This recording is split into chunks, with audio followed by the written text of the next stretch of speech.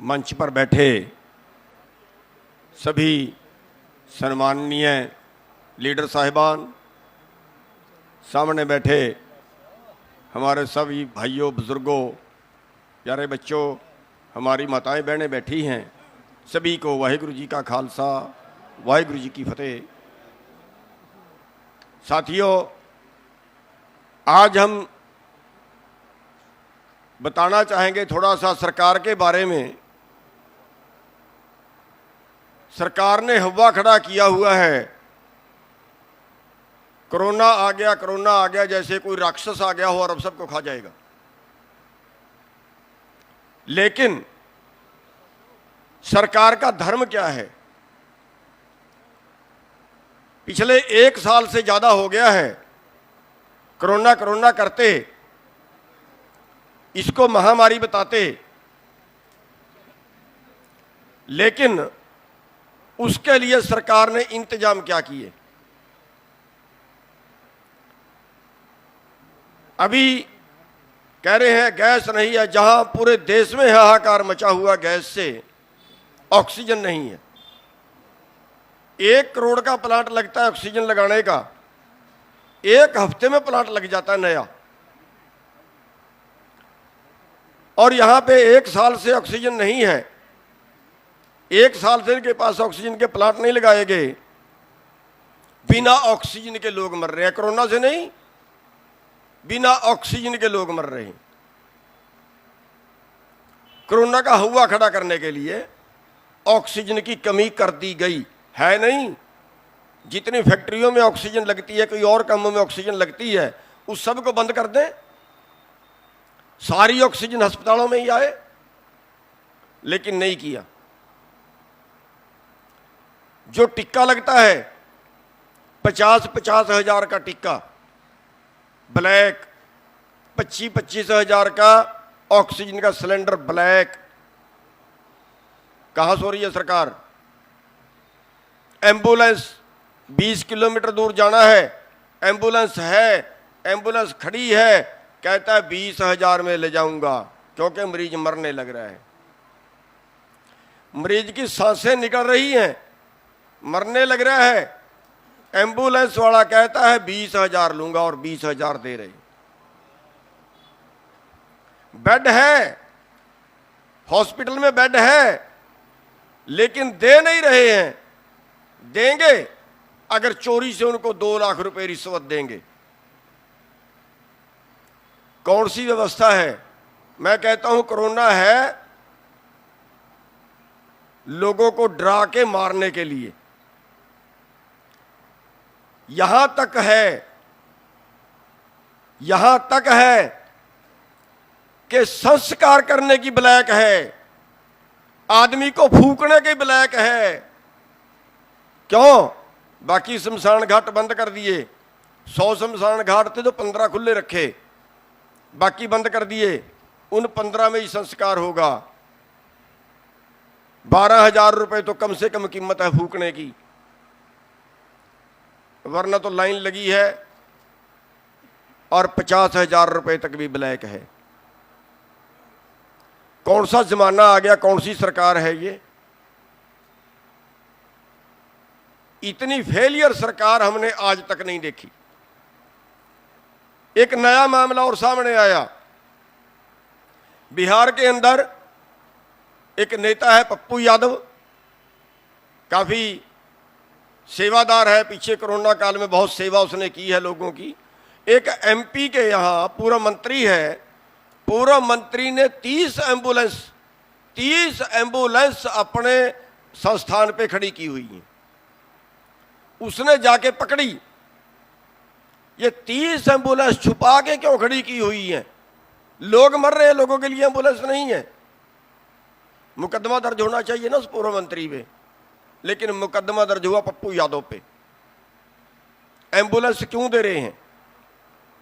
Ambulance क्यों पकड़ी इसने? पप्पू यादव पे मुकदमा दर्ज हुआ, अरेस्ट कर लिया। साथियों, ये सरकार पता नहीं तो आबादी कम करने का इनका चक्कर है कि मरने तो जितने मरते हैं।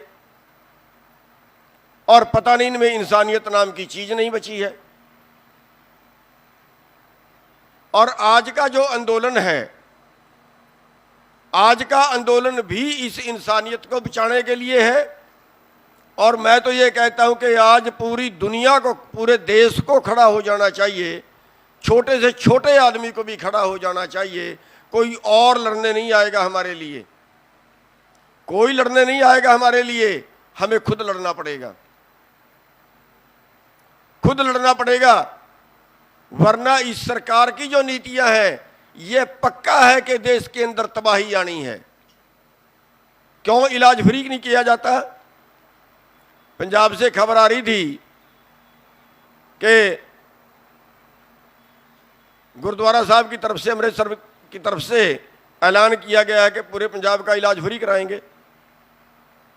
खबर आई, बाकी तो आप लोग जानते होंगे ज़्यादा। लेकिन एक हमारे देश के अंदर जहां पेट भरने का गुजारा नहीं है, जहां 2 वक्त की रोटी नहीं है, अगर उसको कोरोना होता है तो क्या वो इलाज करा सकता है? क्यों इलाज फ्री नहीं है?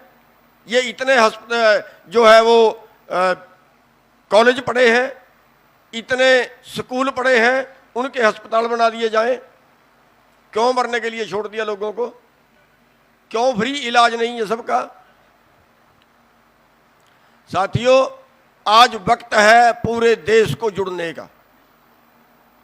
बीमारी से मरेंगे, और अगर बीमारी से बच गए तो फिर भूख से मरेंगे। हम समझाना इतनी सी बात चाहते हैं कि ये ना किसान के पक्ष में है सरकार, ना मजदूर के पक्ष में है सरकार, ना शहर वाले के पक्ष में है सरकार। ये तो पता नहीं तो दुनिया को मारने के लिए बनी है, और पता नहीं इनकी जो प्लानिंग है वो किस तरह की, हमें समझ नहीं आती। आज जो आंदोलन चल रहा है, ये आंदोलन एक तरह से इस बदलाव का आंदोलन मान लीजिए। इस सरकार को नहीं, व्यवस्था को, हालातों को बदलने की जरूरत पड़ेगी। और इस हालातों को बदलने की जरूरत में, क्योंकि हालात पूरे देश के लिए बदलने हैं, केवल किसान के लिए नहीं। अगर कहीं चंद लोगों के घरों में, चंद लोगों के गोदामों में ये अनाज कैद हो गया, तो जो लोग आज ऑक्सीजन की ब्लैक कर सकते हैं, सामने मरीज मर रहा है और वो ऑक्सीजन के सिलेंडर की ब्लैक कर रहा है, सामने मरीज मर रहा है, वो टिक्के की ब्लैक कर रहा है, हर चीज की ब्लैक कर रहा है, शमशान घाट तक में ब्लैक हो रही है। तो क्या कल वो अनाज की ब्लैक नहीं करेंगे? अगर अनाज चंद लोगों के कब्जे में चला जाए तो क्या वो अनाज खाने के लिए देंगे? वो अगला स्टेप होगा मारने का। आने वाले टाइम में हिंदुस्तान के अंदर सबसे ज्यादा लोग भूख से मरेंगे, सबसे ज्यादा लोग भूख से मरेंगे, और तब कुछ नहीं कर पाएंगे हम लोग। आज किसान लड़ रहा है, अपने लिए नहीं, पूरे देश के लिए लड़ रहा है। आज हम उन लोगों को चेता रहे हैं एक तरह से, जो लोग आज कह रहे हैं कि किसानों का आंदोलन है, हमारा तो आंदोलन नहीं है। जो शहर में बैठे लोग हैं, भूख से वो ज्यादा मरेंगे। हम तो हमें तो जितनी हमें जरूरत होगी गेहूं की उतनी साल की रख लेंगे, जितनी जरूरत होगी धान की उतनी साल के लिए रख लेंगे। हम तो किसी तरह फिर भी बच जाएंगे। लेकिन जिनके पास जमीन नहीं है, वो लोग तो सारा मोल का लेके खाएंगे, और सबसे ज्यादा जो मुसीबत होगी वो उन लोगों के लिए होगी। इसलिए आप लोगों को सबसे ज्यादा उन लोगों के पास आ जाना चाहिए जिनके पास जमीन नहीं है, चाहे वो हमारे गांव के मजदूर हैं, चाहे वो शहर वाले हैं। आप सब लोगों को, जितने भी हमारे ब्लॉकों के, जिलों के छोटे पदाधिकारी, उससे भी जो छोटे गांवों के पदाधिकारी हैं, उन सबको अपने गांव के मजदूरों के पास, अपने नजदीक के शहर वालों के पास, अपने नजदीक के दुकानों वालों के पास, उन सब के पास जाके उनको जोड़ना चाहिए। इस आंदोलन को एक महा आंदोलन का रूप दे दीजिए। ये बदलाव का आंदोलन जब तक बन के खड़ा नहीं होगा तब तक शायद सरकार के नहीं हिलेगी, और तब तक आपका शोषण, अब ये आंदोलन जीत भी जाए तो कुछ ना कुछ कल और नए कानून लाके खड़ा कर देंगे। हम एक कानून के लिए लड़ते हैं, जब तक उसका वो पूरा नहीं होता एक और हमारे ऊपर थोप दिया जाता है, फिर उसके बारे में सोचते हैं, फिर तीसरा और हमारे ऊपर थोप दिया जाता है। साथियों, ये आंदोलन जो है ये आर पार का करने का बड़ा आंदोलन है। इससे बड़ा आंदोलन आज तक खड़ा नहीं हुआ जिस तरीके से इस बार में हम लड़ रहे हैं, इतना बड़ा आंदोलन पहले कभी खड़ा नहीं हुआ। और साथियों, मैं आपको धन्यवाद भी देना चाहूँगा, बधाई भी देना चाहूँगा, जो आप इतनी बड़ी संख्या में दोबारा से आए हो। दोबारा से आने की नहीं, हम तो अपने खेत के काम के लिए गए थे। और एक चेतावनी सरकार को और हम ये देना चाहेंगे कि सरकार कहीं भूल में ये सोच ले कि अब इनकी संख्या कम हो गई है। जिस दिन सरकार ने पंगा ले लिया ना, जिस दिन सरकार ने छेड़खानी कर ली ना, हम 24 घंटे के अंदर अंदर लाखों की संख्या में पहुंच जाएंगे हमारे लोग यहां पे।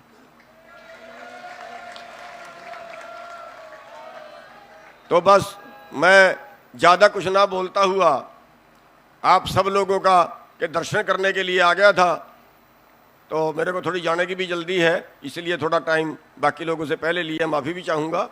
तो आप लोग जो इतनी संख्या में आए हैं, और मैं बस यही बेनती करता हुआ कि जिन लोगों के पास ज़मीन नहीं है उन लोगों को भी हम ज़्यादा से ज़्यादा अपने साथ जोड़ें, ताकि देश के अंदर एक महा आंदोलन खड़ा किया जा सके। आपने हमारी बात सुनी, सबका बहुत बहुत धन्यवाद।